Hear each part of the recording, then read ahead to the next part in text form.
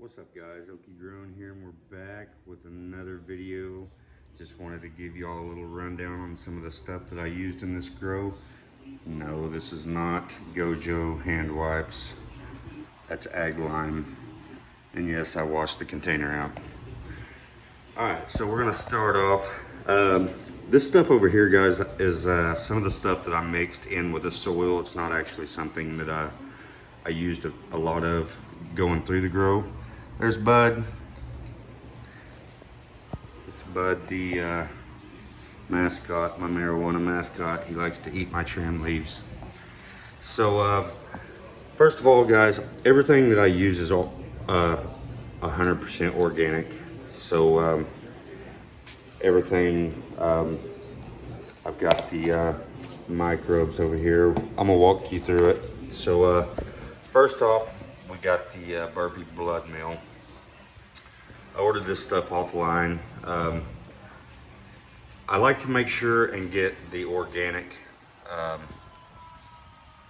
anytime I can, just for the sake of knowing that there's not any pesticides or chemicals or anything that I don't want getting into my flower. So I make sure and get organic for that reason only.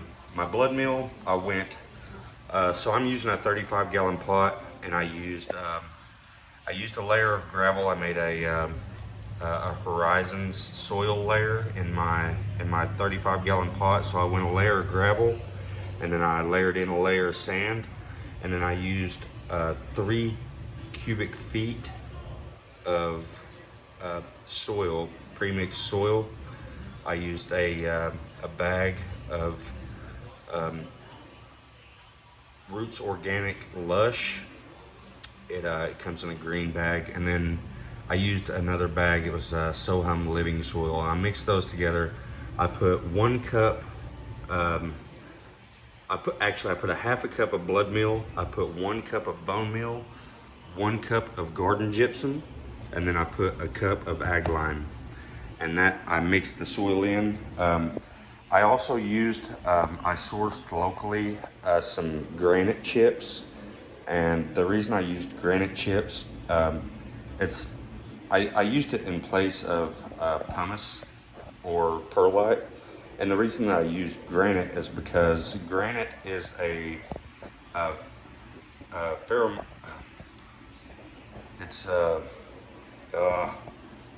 can't think of the term for it right now, but anyways, it helps with the cation exchange. It's I'll think of it here in a minute, guys. I'm sorry, but yeah, it helps with the cation exchange, and the higher the cation capacity you have, the more nutrients that your soil can hold. So I went with granite. You can use granite, basalt. Basalt's another whatever this term is that I can't find at the moment. Sorry guys, if I remember it, if I don't remember it before the end of the video, I'll put it in the comments surely. But let's move right on. So the humic acid, this isn't something that I put in the soil. I'll just move this stuff back. All this stuff back here, I've mixed in with the soil. I've got amino acids. This went into the water solution, and I don't give this stuff a lot. Just when the plants are young, one dose of amino acids will turn on these receptors in the plant, and it really gives you good benefits. So humic acids, this actually has potash in it as well. About week 2, I mix up just a little bit of this in my watering pail, water a little bit of that in, and then I forget about the humic acid with potash until we get into the late cycle of flower, because the potash, that's potassium. And what potassium does is when you're in the flowering stage, you want that phosphorus to put on big, healthy, plump buds. And then you want that potassium in the late stage to really make those buds rock hard. And that's what potassium helps to do. So I use that late stage. I mix it in with this orange sherbet is what I've what I'm running this round. So I mix a little bit of this in with some organic non-GMO orange juice and a little bit of molasses and my microbes, and I just water it straight into the soil right on top of the blue mats, and they self-regulate. All right, the fulvic acid. It's another very good amendment nutrient. I water this into the soil, but this is something I really like to do foliar sprays with. Fulvic acid is really good for iron. Iron's the pigment that it's one of the pigments and that helps with the green coloration. You'll notice if you have an iron deficiency, you'll lose the green pigment in the top of your plants, and they'll really begin to yellow rapidly. You'll notice this most oftentimes if you overwater, because iron is one of the first nutrients or minerals that gets cut off when the plants lose oxygen to the root system. So the next one is B vitamins, and this is B vitamins and magnesium. So it's B vitamins over Epsom salt. And as everybody knows, magnesium, that's one thing that your plants really need a lot of, or not necessarily a lot of, but it's something that a healthy plant can deplete very quickly. So I like to keep my magnesium with B vitamins. B vitamins, they turn on more of those receptors. Helps fight off diseases, pathogens. B vitamins. One dose of B vitamins can turn on these receptors, and it helps build up pretty much like a pre-immunity to stress and pathogens and stuff like that. So I really like that too. Next, I've got 3-row malted barley. This is some that I sourced locally here in Oklahoma. So it's I know it's good quality. I've actually tested it under the microscope, made sure that there wasn't any pathogens or anything that looked offset that I wouldn't want to put in my soil. So this was something else that you can make a tea. I like to add it into my soil too. Sometimes I top dress some water over it. You'll get a really good fungal dominance if you do that. If you just top dress some water over it, you'll see some mycelium pop up really quick. So I like to use that. You can actually using the malted barley, you can actually get some plants to finish a lot sooner than you normally would. Next, we got the Mammoth P. Now I know a lot of guys, you've probably heard of the Mammoth P microbes. I was kind of skeptical at first because they're so expensive. But I tell you what, guys, after using them, I really do swear by them. They really do work. They're a phosphorus enriching microbe, and that goes back to that plumping up your buds, making big fat nugs. You got these microbes in there doing their thing, breaking down the phosphorus. That phosphorus is what helps build healthy fat nugs. So yeah, this stuff's really good. And as you can see, I mean, it treats, this little bitty bottle treats up to 200 gallons. So I mean, literally like 0.6 of a milliliter per gallon. So you don't need a whole lot. I've had this bottle for quite some time, and it's lasted me. It's still not even halfway empty yet. So I really like this stuff. I'll continue using it. I'll probably actually add on more. I've been looking at some more liquid bottled nutrient or microbes similar to Mammoth P. I'll probably try those out too as well. And last but definitely not least, this, guys, is the game changer.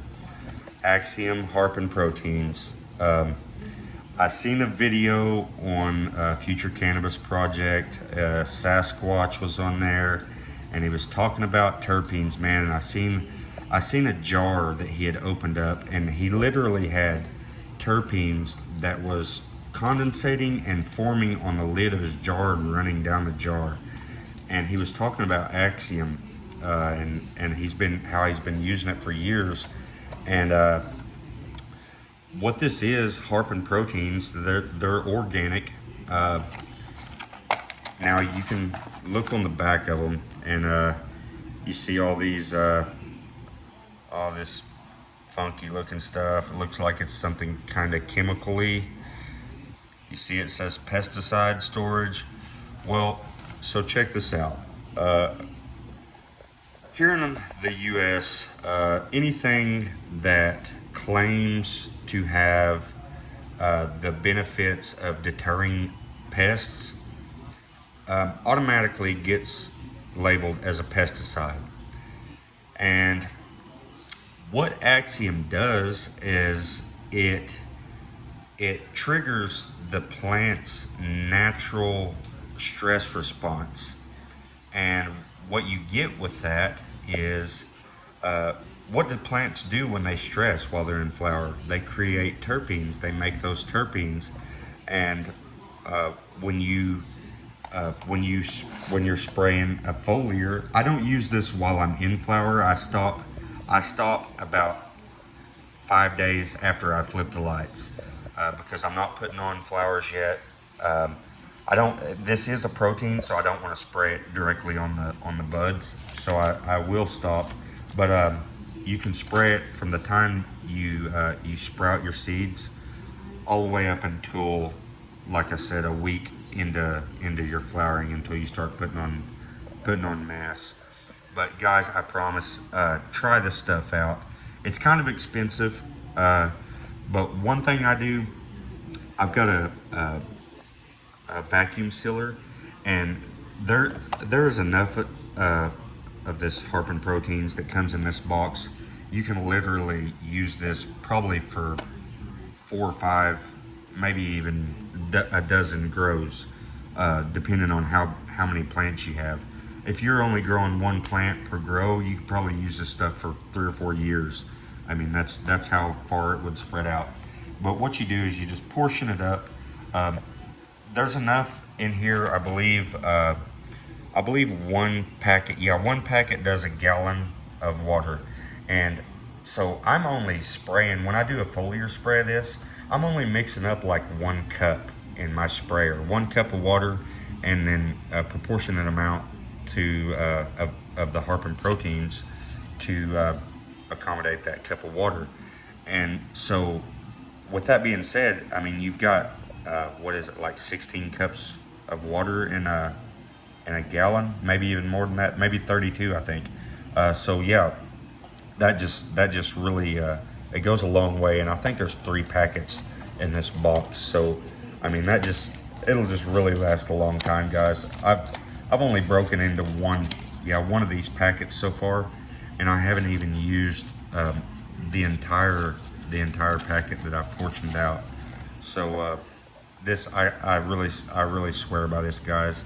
The terpenes, it brings out the terpenes, and the growth and vigor.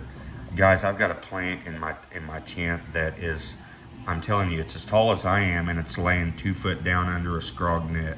So this plant would be 8 foot tall, what if it wasn't laying under the scrog net. So I've got to give all that to the Axiom. A good majority of it, I'll say. A healthy plant really grows well, and with the blue mats and the big pot, perfect soil. I mean, you know, you got your microbes and everything's just going right. The humidity and temperature, your lights are perfectly spaced. That way you're not stressing your plants too much. Everything's just right. You're really going to get some good growth on a plant. So I hope this helps you guys. And if you have any questions about anything I used here, feel free to drop them in the comments, and I'll do the best I can to answer everything. Peace out, guys.